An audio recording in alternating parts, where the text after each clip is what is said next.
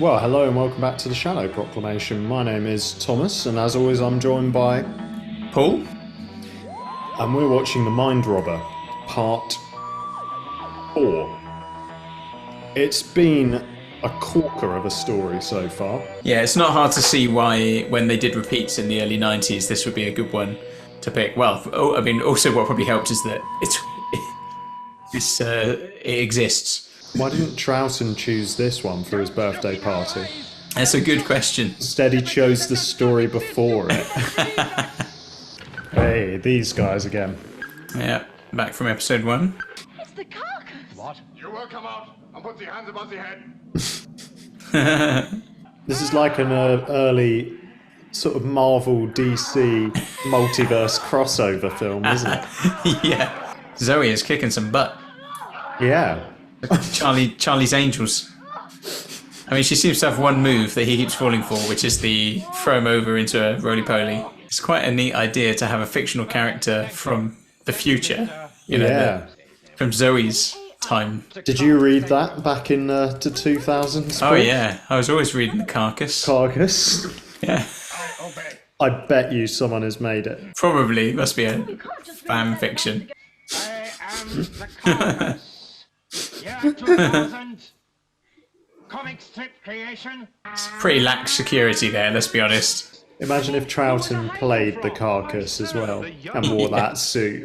Did you ever hear of the adventures of Captain Jack Harkaway?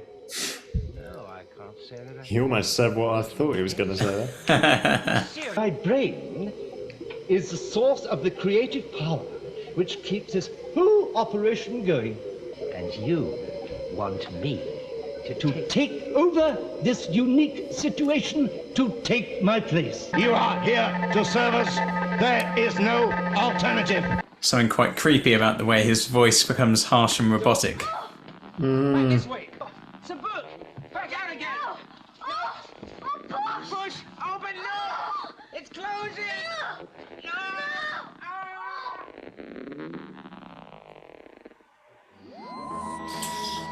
Wow.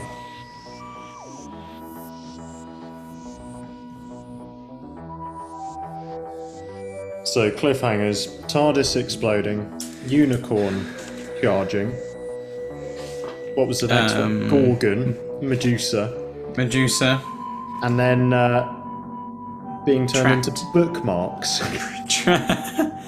Trapped in the pages of a book, that's... Yeah.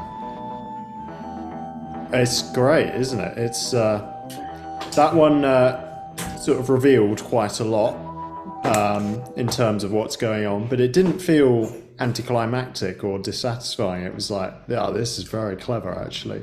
The master, and it's sort of the thing about if it's written before it happens, it's fiction. Yeah. If it's written after it happens, it's history.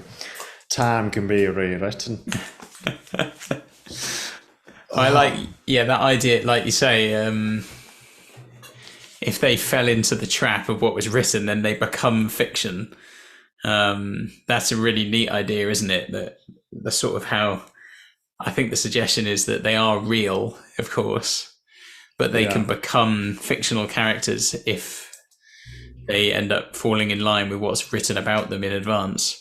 Which in itself, is a great little idea within the story, but of course has that extra level of the fact that we know they're fictional characters anyway. Yeah. So it's got that neat kind of, like you said, that kind of meta-ness to it as well.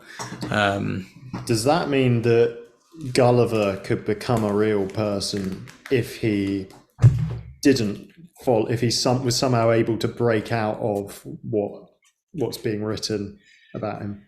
Maybe so. Yeah, that'd be interesting.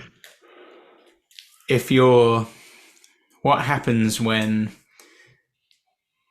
the characters in the play don't do what the author tells them to do? Yeah, there's an illustration there.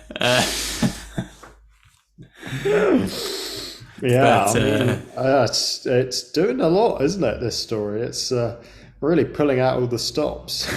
Yeah, no, it's great, and again, like them at the end there being trapped in a book. In one sense, there's a level of ridiculousness to that image of them with a giant book being shut inside it, but also there's another, like, there's a sort of, it's also a really lovely idea, and just kind of great to see. Again, that suggests that idea of you become fiction, you're trapped in a book, trapped literally. In a story, in a very literal sense. So I mean, it's just, it hasn't put a foot wrong so far, I would say, this story. And then, of course, we've got the introduction of this character of the Master, and the position of, you know, what this character wants the Doctor to do, sort of take over. I'd happily see those robot things return. I think it's a very effective design. Yeah, it's funny. I thought that as they came in when Zoe had set the alarm off, and they came and actually found them. I did kind of think to myself, yeah, you could use those again. I get you know, you give them a slight bit of a little refresh in terms of design, but nothing too major. Just a little overhaul, so that it was in line with the era there, the classic design. But because they kind of nail that sense of, they feel ancient and modern at the same time, like. They'd work coming out of the pyramids of Egypt or a spaceship. No, I can see that. I think that's interesting. Yeah. Yeah, no, it's great, isn't it? It's I think this has to be one of the best stories we've seen of the classic era so far. I think it's a super strong one, and let's hope episode 5 doesn't disappoint us. Yes, I mean, it would have to be very bad, I think, to undermine the groundwork they've put in so far. Can it do a wheel in space? Like... Oh man. Well, thanks for watching, everyone, and join us for the finale of this incredible masterpiece. Nice. See you soon.